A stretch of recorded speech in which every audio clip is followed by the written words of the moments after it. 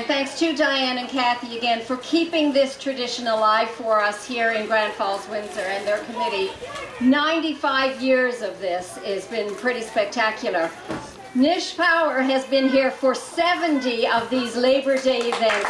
Absolutely amazing. It never fails to amaze me to see him here.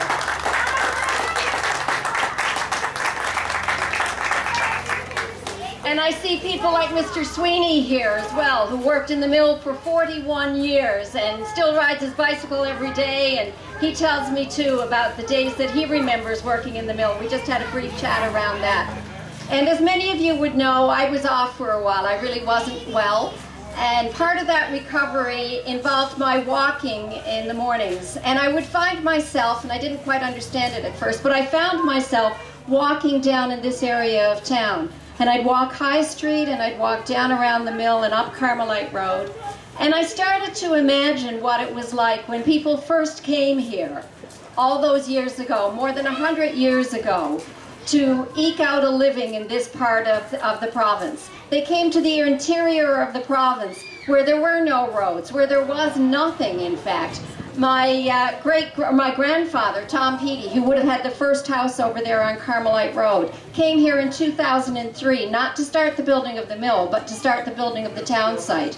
My uncle by marriage, or great uncle by marriage, Tom Brown, who had the grayish color house that was down there by the Taiwan, only just recently removed, he came here and he was responsible for the design and the overseeing of the construction of much of that. And as I walked, I thought about the tenacity and the resourcefulness of the people who came here and the labor that they put in here to make this the town and the region that it is. And then we saw the growth of whole communities, and we see people like the Elks and the Royal Purple who are here today and never forget and always come. And that's our challenge every single one of these Labor Days. It is to never forget, and it is always to remember the resilience, the fortitude, the inspiration of those that came before us, and to keep their message going, to understand the need for good jobs, to understand the need for just pay, to understand the need for good working conditions, and to understand the need for communities not to work against each other, but to work together.